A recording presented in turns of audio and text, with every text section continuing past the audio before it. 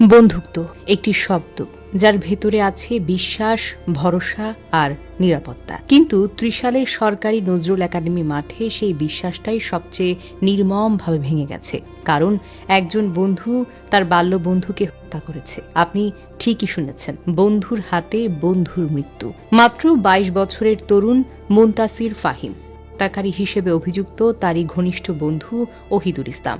যে বন্ধুত্ব শুরু হয়েছিল স্কুল জীবনে, ক্লাস ৬ থেকেই। একসঙ্গে বড় হওয়া, একসঙ্গে খেলাধুলা, ক্লাস, বন্ধুদের আড্ডা, সবাই জানত ফাহিম আর ওহিদুল একই ছায়া।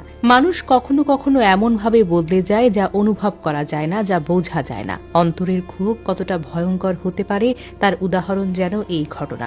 গত বৃহস্পতিবার রাত ৯:৩০ ত্রিশালের সরকারি নজরুল একাডেমি মাঠে পানির ট্যাঙ্কের পাশে পড়েছিল ফাহিমের নিথর দেহ। পিয়ে নির্মমভাবে হত্যা করা হয়েছে তাকে। কিন্তু গল্পটা এখানেই শেষ নয়। হত্যার কিছুক্ষণ পর ওহিদুল ইসলাম রক্তমাখা চাইনিজ নিয়ে স্বেচ্ছায় হাজির হলো থানায়।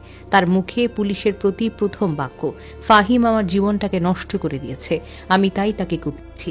এই কথাটা শুনে পুলিশ মুহূর্তে হতবাক হয়ে যায়। ত্রিশাল থানার ওসি মনসুর আহমেদ বলেন, দুই তরুণ বহুদিনের ঘনিষ্ঠ বন্ধু। হত্যার পর অভিযুক্ত থানায় এসে শুধু বলেছে তার জীবনটা নষ্ট হয়ে গেছে, এর বাহিরে আর কিছুই জানায়নি। তিনি আরো বলেন, হত্যার কারণ এখনো নিশ্চিতভাবে জানা যায়নি। অভিযুক্তকে জিজ্ঞাসাবাদ করা হচ্ছে। অর্থাৎ একটি পরিবারে ছেলে মারা গেছে, কিন্তু কেন মারা গেল, বন্ধু কেন এমনটা করলো, এই সত্য এখনো অন্ধকারে। ফাহিম মাত্র ৪ মাস আগে মালয়েশিয়া থেকে দেশে ফিরেছেন। ২৫শে ডিসেম্বর তার ক্লাস শুরু হয়েছে। শনিবার তাকে ফিরে যাওয়ার কথা ছিল। স্বপ্ন ছিল নিজের ভবিষ্যৎ গড়ার, নিজের পথ তৈরি করার। অথচ তার আগে শেষ হয়ে গেল জীবনের সব আলো। ফাহিমের বাবা রেজাউল ইসলাম কান্না করে করে বলেন, কেন আমার ছেলেকে মারা হয়েছে? কি ক্ষোভ ছিল? আমার ছেলে তো দেশেই থাকতো না। এমন নির্মমভাবে হত্যা করার কারণটা কি? একজন বাবার মুখে এমন প্রশ্ন, এটা শুধুই কষ্ট নয়, এটা যে কোনো পিতার হৃদয় ছিন্ন ভিন্ন করার মতো আর্তনাদ। বন্ধুত্ব সবাই মুখে বলে, কিন্তু সবাই কি তার মর্যাদা রাখে?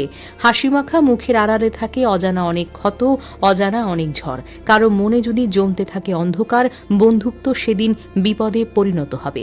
আজকের এই ঘটনা আমাদেরকে শিখায়, সবাই বন্ধু হতে পারে না, সবাই বন্ধুত্ব বোঝেও না। বন্ধুত্ব মানে শুধু ছবি তুলে পোস্ট করা নয়। বন্ধুত্ব মানে সত্যিকারের ভালোবাসা, দায়িত্ব, সম্মান আর বিশ্বাস। আর বিশ্বাস ভাঙলে শুধু সম্পর্ক নয়, জীবনটাও শেষ হয়ে যেতে পারে। আজ ফাহিম নেই, তার মালয়েশিয়া ফেরার টিকিট, তার ব্যাগ, তার ভবিষ্যৎ সবই পড়ে আছে আনটাচড হয়ে, সম্পূর্ণ অপূর্ণ স্বপ্নের স্মৃতি হয়ে। আমরা শুধু প্রার্থনা করতে পারি, হে আল্লাহ, মুনতাসির ফাহিমকে জান্নাতের সর্বোচ্চ জায়গা